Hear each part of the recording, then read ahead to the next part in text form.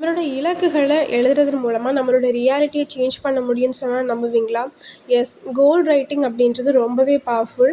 இந்த வீடியோல கோல் ரைட்டிங் எந்த அளவுக்கு பவர்ஃபுல் அண்ட் அது எவ்வளோ நாள் நம்ம எழுதணும் அண்ட் எப்படி எழுதணும் அப்படின்ற எல்லா இன்ஃபர்மேஷன்ஸுமே நான் உங்க கூட ஷேர் பண்ணியிருக்கிறேன். வாங்க வீடியோக்குள்ள போலாம்.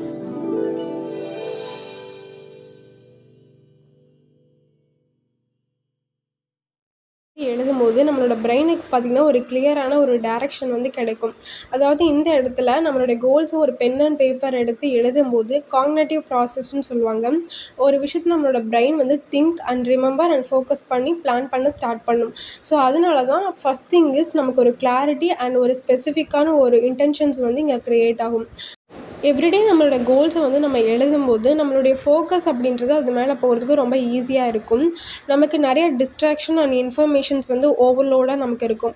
அப்போ நம்மளோட பிரெயினுக்கு எந்த ஒரு விஷயம் நமக்கு ரொம்ப இம்பார்ட்டன்ட், எதை நம்ம அதிகமாக ஃபோக்கஸ் பண்ணணும் அப்படின்லாம் தெரியாது. பட் எவ்ரிடே நீங்கள் ஒரு விஷயத்தை ரிமைண்டர் பண்ணிகிட்டே இருக்கும்போது உங்களோட பிரெயின் ஆட்டோமேட்டிக்காக அந்த ஒரு விஷயத்தை அதிகம் ஃபோக்கஸ் பண்ணும். வேர் ஃபோக்கஸ் கோஸ் எனர்ஜி ஃப்ளோஸ் அப்படின்னு சொல்லுவாங்க. ஸோ உங்களுடைய ஃபோக்கஸ் ஒரு விஷயத்து மேலே அதிகமாக போகும்போது உங்களோட எனர்ஜியும் சரி, உங்களோட ஆக்ஷன் ஸ்டெப்ஸும் சரி, அது மேலே அதிகமாக நீங்கள் எடுக்க ஆரம்பிப்பீங்க அண்ட் உங்களுடைய சக்ஸஸ் ரேட் வந்து அதிகமாக இருக்கும். இந்த கோல் ரைட்டிங் எந்த அளவுக்கு பவர்ஃபுல் அப்படின்னு சொல்லிட்டு நிறையா books and authors and studies வந்து நமக்கு சொல்லுது. அதாவது காலை எழுந்தவுடன் தவளை பிரையன் ட்ரைசியுடைய புத்தகத்தில் பார்த்திங்கன்னா இந்த கோல் ரைட்டிங்கை பற்றி அவங்க சொல்லியிருப்பாங்க. அதில் நம்மளோட இயரில் நம்ம அச்சீவ் பண்ணணும்னு நினைக்கக்கூடிய நிறைய கோல்ஸ் வந்து நம்ம எழுதிக்கணும் ஒரு பேப்பர் அண்ட் பென் எடுத்து. அதில் வந்து டாப் மோஸ்ட் ஒரு கோலை வந்து நம்ம சூஸ் பண்ணி அதை ஒரு தனி பேப்பரில் நம்ம எழுதி அதுக்கான ஆக்ஷன் ஸ்டெப்ஸ், அதாவது ஒரு செயல் திட்டத்தை வந்து நம்ம உருவாக்கி அதுக்கான ஒரு ஆக்ஷன் ஸ்டெப்ஸை வந்து நம்ம எடுக்க ஸ்டார்ட் பண்ணும்போது அந்த ஒரு விஷயத்தை நம்ம அச்சீவ் பண்ணுறதுக்கான ரேட் வந்து அதிகம் அப்படின்னு சொல்கிறாங்க. அதே மாதிரி திங்க் அண்ட் க்ரோ ரிச் அப்படின்ற ஒரு புத்தகத்தில் நெப்போலியன் ஹில் அப்படின்ற ஆத்தரும் அதை சொல்கிறாங்க. அதாவது ஆட்டோ சஜஷன் அப்படின்ற ஒரு கான்செப்டில் நம்ம எந்த ஒரு விஷயத்த வந்து ரிப்பீட்டடாக அஃபர்ம் பண்ணிகிட்டும் இருக்கோமோ அந்த ஒரு விஷயம் நம்மளோட ரியாலிட்டி ஆகும். அதாவது நம்ம சொல்லக்கூடிய அந்த வேர்ட்ஸ் வந்து எந்தளவுக்கு பவர்ஃபுல், அதை விட பவர்ஃபுல் நம்ம ஒரு விஷயத்தை எழுத்து வடிவமாக எவ்ரிடே பண்ணும்போது. ஸோ எவ்ரிடே உங்களுடைய கோல்ஸை நீங்கள் வந்து ரைட் டவுன் பண்ணும்போது அந்த ஒரு விஷயம் உங்களுடைய சப்கான்ஷியஸ் மைண்டில் இன்ஃப்ளூயன்ஸ் ஆகிறனால அது உங்களோட ரியாலிட்டியாக சேஞ்ச் ஆகும். எப்படி நம்மளோட கோல்ஸை வந்து செட் பண்ணி அதை எஃபெக்டிவாக எழுதலாம் அப்படின்னு சொல்லிட்டு நம்ம பார்க்கலாம். First thing is B clear and specific. எந்த ஒரு விஷயத்தையுமே கிளாரிட்டியோடையும் ஸ்பெசிஃபிக்கோடு எழுதும்போது அந்த ஒரு விஷயம் நம்மளோட பிரெயினுக்கு வந்து ஈஸியாக புரியும். ஃபார் எக்ஸாம்பிள், இப்போ நீங்கள் ஒரு காலேஜில் படிக்கணும்னு நினைக்கிறீங்கன்னா எந்த காலேஜ் என்ன கோர்ஸ் படிக்கணும் அப்படின்ற ஒரு கிளாரிட்டியோடு எழுதுங்க.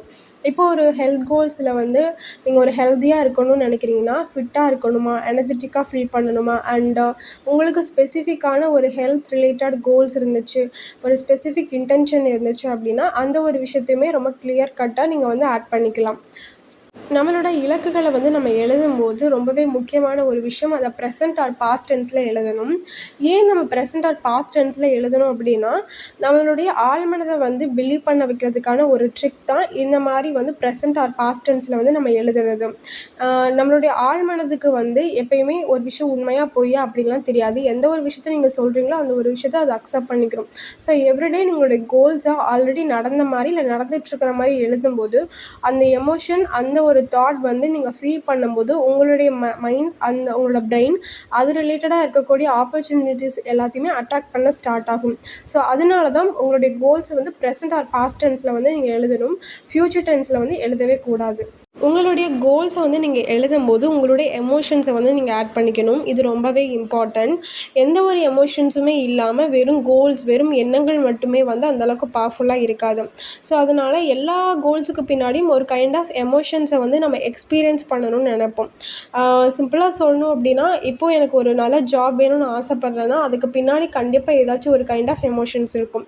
நான் ஹாப்பியாக ஃபீல் பண்ணணும், ஃப்ரீடமாக ஃபீல் பண்ணணும் அண்ட் ரொம்ப கான்ஃபிடென்ட்டாக இருக்கணும். அது மூலமாக எனக்கு ஒரு ஏர்னிங் சோர்ஸ் வருதுன்னா அது மூலமாக எனக்கு பிடிச்ச விஷயங்களை நான் பண்ணிக்கணும் அப்படின்னு ஆசைப்படுவேன். ஸோ இந்த மாதிரி எமோஷன்ஸ் என்ன இருக்கோ அந்த எமோஷன்ஸை எந்த ஒரு எமோஷனை எக்ஸ்பீரியன்ஸ் பண்ணணும்னு நினச்சி அந்த ஒரு கோலை நீங்கள் செட் பண்ணுறீங்களோ அந்த எமோஷன்ஸை வந்து அந்த ஒரு சென்டென்ஸில் வந்து நீங்கள் ஆட் பண்ணிக்கோங்க. ஸோ அதே மாதிரி கிரேட்ஃபுல் ஆர் கிராட்டிடியூட். ஸோ நன்றி உணர்வு அப்படின்றது வந்து ரொம்பவே ஒரு பவர்ஃபுல்லான ஃப்ரீக்வன்சி. அதனால் கிரேட்ஃபுல், கிராட்டிடியூட் இந்த மாதிரியான ஒரு வேர்ட்ஸுமே நீங்கள் வந்து உங்களோட சென்டென்ஸில் ஆட் பண்ணிக்கிறது ரொம்பவே பவர்ஃபுல்.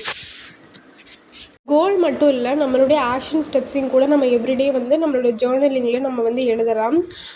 கோல்ஸ் எந்தளவுக்கு பவர்ஃபுல்லோ அந்த கோல் ரிலேட்டடாக நம்ம எடுக்கக்கூடிய அந்த ஸ்டெப்ஸ், இல்லை நம்ம ஏதாச்சும் ஒரு ரொட்டீனை வந்து ஃபாலோ பண்ணணும்னு நினைக்கிறோம், எவ்ரிடே நான் எக்ஸசைஸ் பண்ணணும்னு நினைக்கிறேன், மெடிடேட் பண்ணணும், அண்ட் ஒரு 10 பேஜஸ் வந்து நான் புக் ரீட் பண்ணணும், இந்த ஒரு ஸ்கில்லை வந்து நான் லேர்ன் பண்ணிக்கணும்னு நினைக்கிறேன் அப்படின்னு நீங்கள் நினைக்கிறீங்க அப்படின்னா, அந்த ஒரு விஷயத்தை நீங்கள் எவ்ரிடே பண்ணிகிட்ருக்கீங்க அப்படின்ற மாதிரியும் கூட உங்கள் ஜேர்னலிங் எழுதலாம். ஸோ எந்த அளவுக்கு கோல் பவர்ஃபுல்லோ அதே மாதிரி இந்த மாதிரி ரொட்டீன், இந்த ஆக்ஷன் ஸ்டெப்ஸையும் கூட நம்ம எவ்ரிடே பண்ணிகிட்ருக்கோம். ஐ மெடிடேட் எவ்ரிடே, ஐ எக்ஸசைஸ் எவ்ரிடே, ஐ ரீட் 10 பேஜஸ் எவ்ரிடே, இந்த மாதிரி எல்லாமே நான் பண்ணிகிட்ருக்கேன், இந்த ஒரு விஷயத்த நான் கற்றுக்கிட்டேன் அப்படின்ற மாதிரி நீங்கள் எழுதும்போது அது இன்னுமே உங்களுக்கு ரொம்ப பவர்ஃபுல் அண்ட் எஃபெக்டிவ் வேல இருக்கும். ஆல்மோஸ்ட் இந்த கோல்ஸ் நம்ம எப்படி எழுதணும், எப்படி சென்டென்ஸ் மேக் பண்ணணும் அப்படின்ற எல்லா விஷயத்தையுமே நான் சொல்லிட்டேன். மோஸ்ட் இம்பார்ட்டண்ட்டான ஒரு லாஸ்ட் திங் என்ன அப்படின்னா, இதை எவ்வளோ நாள் வந்து நம்ம ஒரு விஷயத்த பண்ணணும் அப்படின்றது தான். பொதுவாகவே நமக்கு ஒரு பிஹேவியர் அண்ட் ஹேபிட் இது எல்லாமே ஃபார்ம் ஆகிறதுக்கு 66 நாட்கள் வந்து எடுக்கும் அப்படின்னு சொல்கிறாங்க. ஸோ அதனால் ஒரு 66 டேஸ் ஒரு கமிட்மெண்ட்டோட இந்த ஒரு விஷயத்த எவ்ரிடே நீங்கள் எழுதுங்க. ஸோ அந்த ஒரு 66 டேஸில் வந்து என்ன மாதிரியான மாற்றங்களை நீங்கள் வந்து உணர்றீங்களோ அது எல்லாத்தையுமே வந்து ஒரு ஜேர்னலில் வந்து நோட் பண்ணுங்கள். ஸோ லைக் புதுசாக நீங்கள் ஒரு விஷயத்த வந்து புது ஆப்பர்ச்சுனிட்டியை பார்க்குறது, புதுசாக நீங்கள் ஒரு விஷயத்த ஸ்டார்ட் பண்ணுறது, இந்த மாதிரி எல்லா சேஞ்சஸுமே நீங்கள் நோட் பண்ணுங்கள். ஸோ அது மூலமாக இந்த கோல் ரைட்டிங் எந்தளவுக்கு பவர்ஃபுல் அப்படின்னு நீங்களே ஓனாக ரியலைஸ் பண்ணுவீங்க. அண்ட் ஆல்சோ நான் எப்படி எல்லா வீடியோஸ்லேயுமே கிராட்டிடியூட் ரொம்ப பவர்ஃபுல், அது ரொம்ப ஒரு லைஃப் சேஞ்சிங் ஹேபிட், அந்த ஒரு விஷயத்த நீங்கள் எவ்ரிடே பண்ணணும்னு சொல்கிறேனோ அதே மாதிரி கோல் ரைட்டிங் ரொம்பவே பவர்ஃபுல். ஸோ எவ்ரிடே நம்மளோட கோல்ஸ் வந்து எந்தளவுக்கு நமக்கு எழுதும் மூலமாக நமக்கு எந்தளவுக்கு அந்த கோல் இம்பார்ட்டன்ட், நமக்கான கிளாரிட்டி வந்து நமக்கு கிடைக்கும்.